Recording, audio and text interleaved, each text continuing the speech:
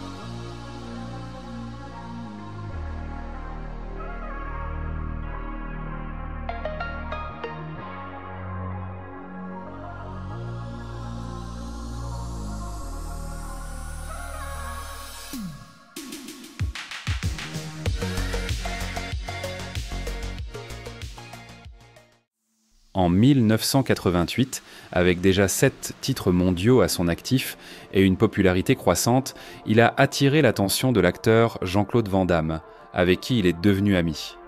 En 1989, Denis Aleksio a été invité à jouer dans le film emblématique Kickboxer, aux côtés de Van Damme. Avec un budget de seulement 2 millions de dollars, le film a rapporté plus de 50 millions au box-office, un véritable succès.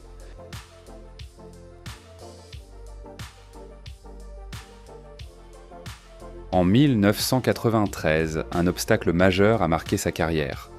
Lors d'un combat contre l'Australien Stan Longinus pour le championnat du monde des poids lourds, Aleksio a subi une double fracture à la jambe, ce qui l'a contraint à faire une pause.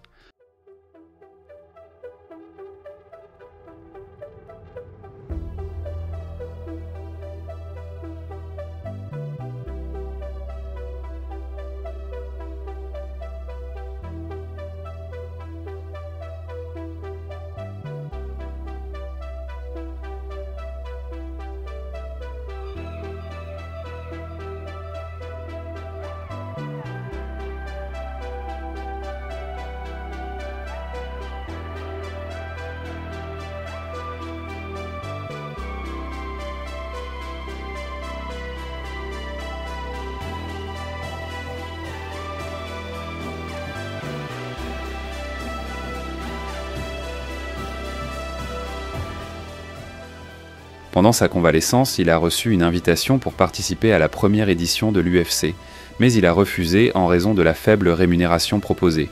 Il a préféré se concentrer sur son retour en force au kickboxing après sa récupération, une décision judicieuse. Les années suivantes ont été particulièrement fructueuses pour sa carrière de combattant. Il a connu encore plus de succès au cinéma et a enchaîné les victoires en kickboxing, remportant 32 victoires supplémentaires jusqu'à sa retraite en 1999.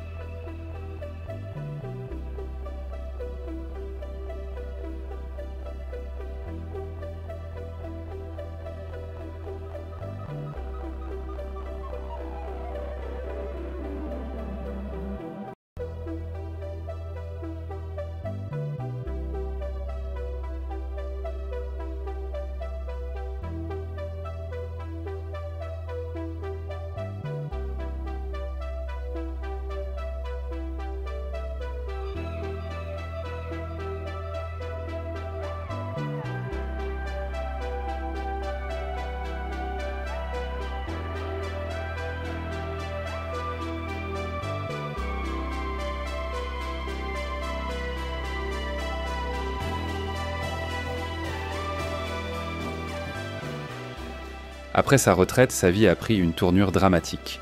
En 2003, son nom a été impliqué dans une affaire de fraude bancaire concernant des remboursements d'impôts frauduleux. La justice américaine a commencé à le surveiller de près et en 2005, un juge a ordonné qu'Alexio reste en Californie pour éviter toute tentative de fuite pendant le déroulement du procès.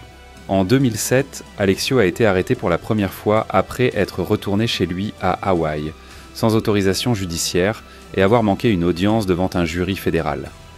Bien qu'il n'ait été passé que quelques mois en détention, ses ennuis ne faisaient que commencer. Les choses ont pris une tournure encore plus grave en 2013, lorsqu'Alexio a été arrêté dans un café à Hawaï. Sa femme a également été arrêtée sur place. Ils ont été accusés de 36 crimes financiers, Alexio étant reconnu coupable de 28 d'entre eux, y compris le blanchiment d'argent et la participation à un système de remboursement d'impôts frauduleux. Des documents falsifiés ont été utilisés pour détourner près de 800 000 $ des fonds publics.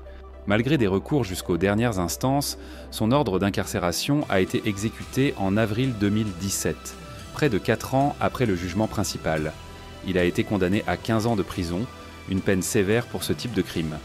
Aujourd'hui, Denis Alexio est détenu sous le numéro 93 052 dans la prison fédérale de Sanford, en Arizona. Autrefois le plus grand nom du kickboxing des années 80 et 90, qui a joué dans des films et accumulé des titres et des victoires, vit aujourd'hui dans le silence d'une cellule. D'une icône admirée à un exemple des chemins dangereux que peuvent prendre les mauvaises décisions, Denis Alexio a eu une carrière brillante, mais une vie personnelle marquée par des controverses qui ont éclipsé son héritage. Que pensez-vous de la carrière de Denis Alexio en kickboxing ? Dites-le nous dans les commentaires. Si vous avez aimé cet épisode, n'oubliez pas de vous abonner à Pur Combat, de laisser un like et de le partager sur vos réseaux sociaux. Cela aide vraiment YouTube à montrer que notre contenu vaut la peine d'être regardé. Et aussi de jeter un coup d'œil à nos autres productions. Il y a beaucoup de vidéos sur le monde du combat sur la chaîne. Je m'appelle Giulio et ceci était un autre épisode de Pur Combat. À bientôt pour d'autres histoires.